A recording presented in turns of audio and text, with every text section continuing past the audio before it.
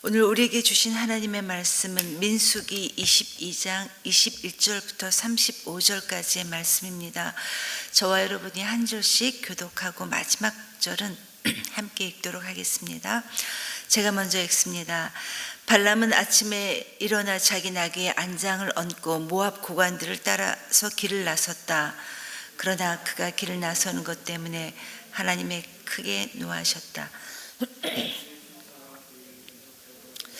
길에 서서 가로막았다. 발람은 자기 나귀를 탄 채로 있었고 그의 두 종이 그와 함께 있었다. 나귀는 주님의 천사가 칼을 빼어 손에 들고 길에 선 것을 보고 길을 벗어나 밭으로 들어갔다. 발람은 나귀를 때려 다시 길로 들어서게 하였다. 그러자 주님의 천사가 이번에는 두 포도원 사이에 좁은 길을 막아섰다. 길 이쪽에도 담이 있고 길 저쪽에도 담이 있었다. 나귀는 주님의 천사를 보자 이쪽 벽으로 몸을 바짝 붙여 발람의 발을 벽에 긁히게 하였다. 그러자 발람이 나귀를 한 대 더 때렸다. 그때 주님의 천사가 앞으로 더 나아가 오른쪽으로도 왼쪽으로도 피할 수 없는 좁은 곳에 섰다. 나귀는 주님의 천사를 보고는 발람을 태운 채로 주저앉았다. 발람은 화가 나서 지팡이로 나귀를 때렸다. 그때 주님께서 그 나귀의 입을 여시니 그 나귀가 발람에게 말하였다. 제가 주인 어른께 무슨 잘못을 하였기에 저를 이렇게 3번씩이나 때리십니까? 발람이 나귀에게 대답하였다. 너는 나를 놀림감으로 여기느냐? 내가 칼을 가지고 있었더라면 이 자리에서 너를 죽였을 것이다. 나귀가 발람에게 말하였다. 저야말로 오늘까지 어른께서 늘 타시던 어른의 나귀가 아닙니까? 제가 언제 이처럼 버릇없이 군 적이 있었습니까? 발람이 대답하였다. 없었다. 그때 주님께서 발람의 두 눈을 열어주셨다. 그제야 그는 주님의 천사가 칼을 빼어 손에 들고 길에 선 것을 보았다. 발람은 머리를 숙이고 엎드렸다. 주님의 천사가 그에게 물었다.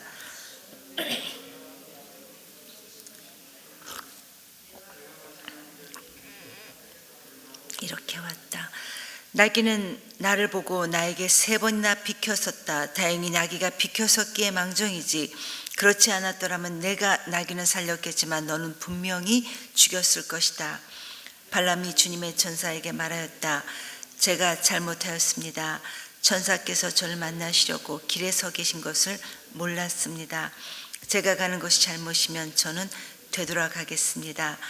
주님의 천사가 발람에게 말하였다. 저 사람들하고 같이 가거라. 그러나 너는 내가 말해주는 것만 말하여라. 그리하여 발람은 발락이 보낸 고관들과 함께 갔다. 아멘. 오늘 본문에 등장하고 있는 이 발람 이야기는 성경이 말씀하고 있는 우리 인간의 죄의 특성을 아주 잘 보여주고 있는 것 같습니다. 야고보 사도는 야고보서에서 죄에 대해서 욕심이 잉태한즉 죄를 낳고 이 죄가 장성한즉 사망을 낳는다라고 분명히 야고보서를 통해 말씀하였는데 오늘 본문에 나오는 이 발람의 이야기가 딱 이 경우입니다.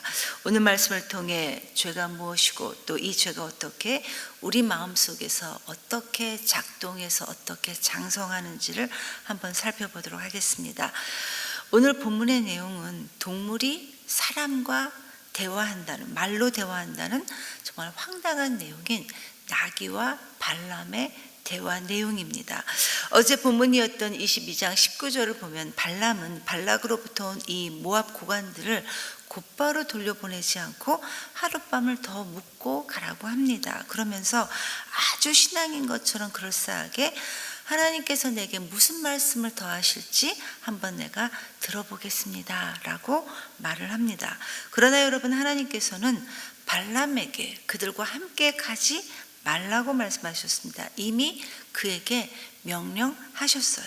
그들과 함께 너는 가지도 말고 이스라엘 백성들을 저주하지도 말라, 이렇게 분명히 말씀하셨음에도 불구하고 발람은 다시 내가 하나님께 물어보겠다, 하나님의 말씀을 더 들어보겠다 라고 하는 것인데, 여러분, 그가 주님께 내가 한번 하나님께 더 물어보겠습니다, 듣겠습니다 라고 했던 이유는 이미 그의 마음이 죄에 사로잡혀 있었기 때문입니다. 여러분, 이 발람이라는 사람은 구약과 신약 성경에 아주 많이 언급되고 있는 사람이 이 발람이라는 인물입니다. 이 가운데 사도 베드로는 이 베드로 후서를 통해 이 발람을 가리켜서 그가 불의의 삭을 사랑했다라고 하고, 또 유다서에서도 역시 이 발람을 가리켜서 삭을 위해 발람의 어그러진 길로 갔다라고 함으로써 성경은 이미 여러 군데에서 이 발람이라는 인물이 돈을 사랑하는 사람이었음이라는 사실을 여러 군데에서 강조하고 있습니다. 즉 발람의 두드러진 특징은 그가 돈을 사랑하는 것이었습니다.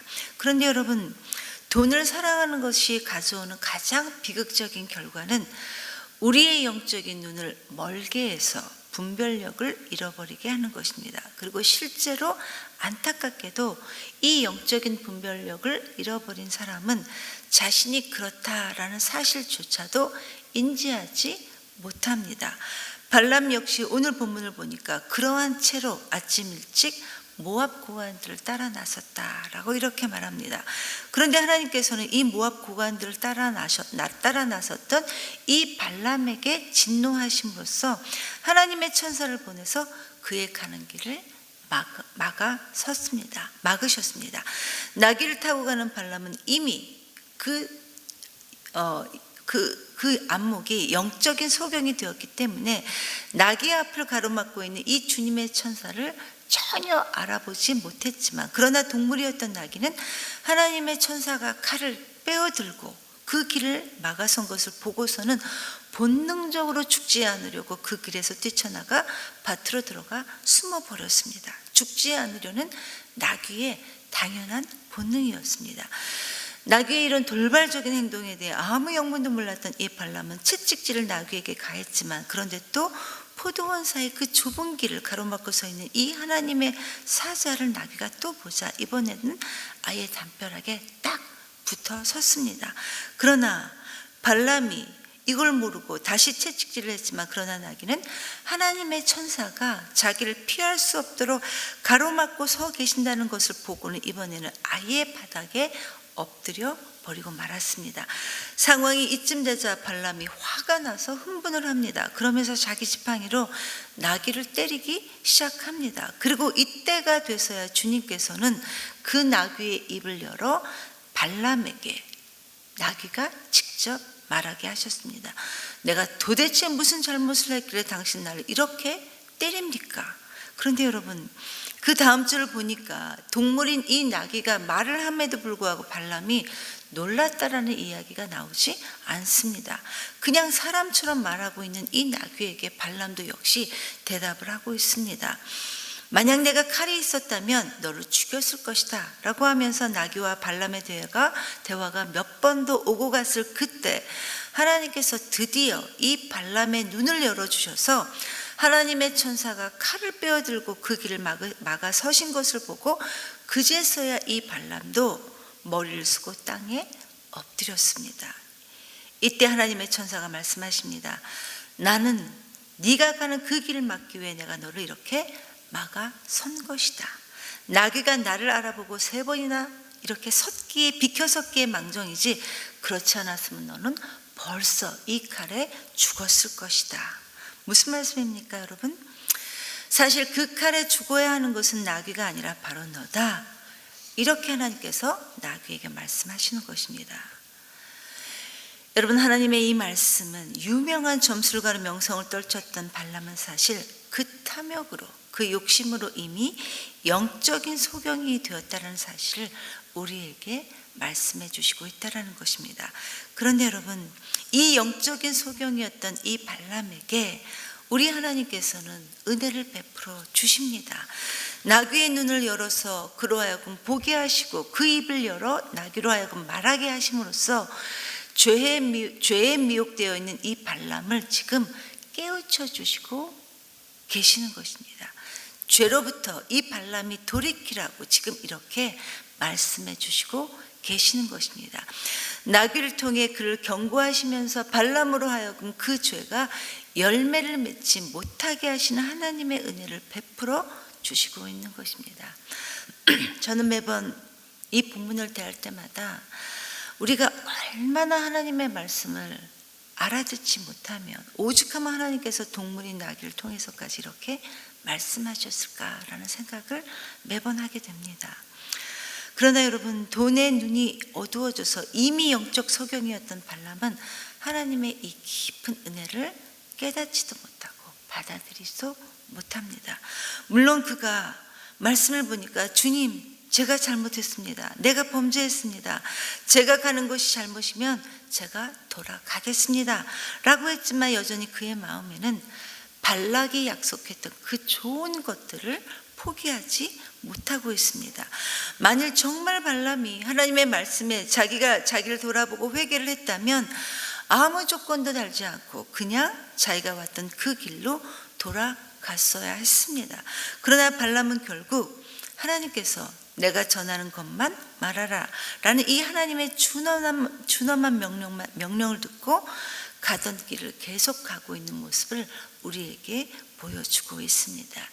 여기까지가 바로 오늘 본문의 내용입니다. 여러분, 하나님은 우리가 죄에 노출되어 있을 때 정말 많은 방법을 통해 우리로 하여금 죄를 짓지 않도록 말씀해 주시고 또 말씀해 주시는 분이 바로 우리 하나님 아버지십니다. 우리를 도와주시는 분이 바로 우리 하나님 아버지십니다. 그러나 우리가 죄에 사로잡혀 있을 때는 이 하나님의 말씀이 잘 들리지 않습니다. 발람의 경우도 보면 34절에 내가 가는 이 길이 잘못이었다면 하나님 내가 돌아가겠습니다 라고 하면서 마치 돌이키고 하나님 앞에 회개하는 것처럼 말했지만, 그러나 그는 결국 뇌물을 받고 하나님이 금하신 일을 함으로써 마침내는 죽음에 이르게 됩니다. 결국 그가 이 모든 것들을 자초했습니다. 여러분, 인디안 속담에 이런 이야기가 있다고 합니다. 어느 인디안 할아버지가 자기 손자에게 얘야, 모든 사람 안에는 네 안에도 내 안에도 모든 사람의 마음 안에는 그 마음 속에 두 마리의 늑대가 늘 싸우고 있단다. 지금도 우리의 마음 속에 착한 늑대랑 악한 늑대가 이렇게 우리 속에서 늘 싸우고 있어 라고 하자 그 손자는 할아버지에게 묻습니다. 할아버지, 그럼 어느 늑대가 이기나요? 라고 묻자 할아버지가 네가 먹이를 주는 놈이 이긴다. 여러분, 우리가 키운다는 것입니다. 성도 여러분, 사도 바울은 디모데를 향해 돈을 사랑함이 일만하게 뿌리다 라고 하면서 성도인 우리는 이 세상을 살아가면서 믿음의 선한 싸움을 싸워야 한다 라고 말하고 있습니다.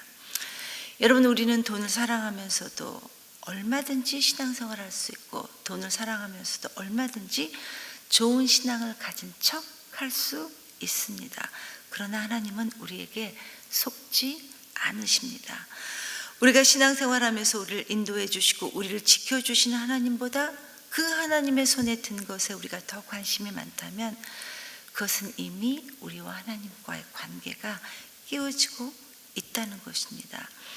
여러분, 죄의 삭은 결국 사망입니다. 우리가 죄에 대해 깨어있지 않고 준비되어 있지 않으면 항상 이 죄가 우리를 유혹하고 우리가 이 죄에 넘어질 뿐만 아니라 결국 우리는 비참한 결국을 맞이하게 될 것입니다. 그렇기 때문에 우리 주님께서는 우리의 마음을 새롭게 함으로 믿음의 선한 싸움을 싸워야 될 것을 오늘 말씀을 통해 우리 모두에게도 다시금 말씀하시고 있는 것입니다. 오늘 주시는 이 발람의 교훈이 우리 모두에게도 하나님께서 올려주시는 경종이 되기를 간절히 기도합니다. 이 시간 말씀을 기억하면서 하나님께 함께 기도하기 원합니다. 하나님, 오늘도 말씀을 통해 다시금 하나님의 뜻을 우리가 알 수 있도록 인도해 주시면 하나님 감사드립니다. 행여나 우리가 바르게 가지 못할 때라도 아버지 하나님 우리에게 말씀해 주시옵시고 그 말씀하심을 잘 알아들을 수 있도록 성령님 우리와 함께 해 주시옵소서. 하나님의 말씀을 듣는 척하면서 내 마음대로 살아가지 않도록, 그리고 우리 속에 죄를 키워 그 죄가 열매를 맺지 않도록 주님 우리를 보호해 주시고 지켜 주시옵소서 라고 기도하시고, 오늘은 내일 목장연합 예배를 위해 기도하는 날입니다. 하나님, 내일 있을 목장연합 예배를 주님 축복해 주시옵소서. 특별히 지금 창립 기념 집회 중인데 말씀을 전하시는 김동우 목사님에게 기름 부어 주셔서 전하시는 그 말씀이 우리에게 가장 필요한 말씀이 되게 하시고 그 말씀을 통해 우리의 영혼이 날마다 강건해질 수 있도록, 그래서 우리 모두가 주님께 집중하고 주님이 기뻐하시는 그런 그리스도인으로 살아갈 수 있도록 하나님 우리 모두를 인도해 주시옵소서. 내일 있을 목장연합 예배를 축복해 주시옵소서. 이렇게 기도하시고 각자 자유롭게 기도하시고 돌아가시겠습니다. 기도합니다.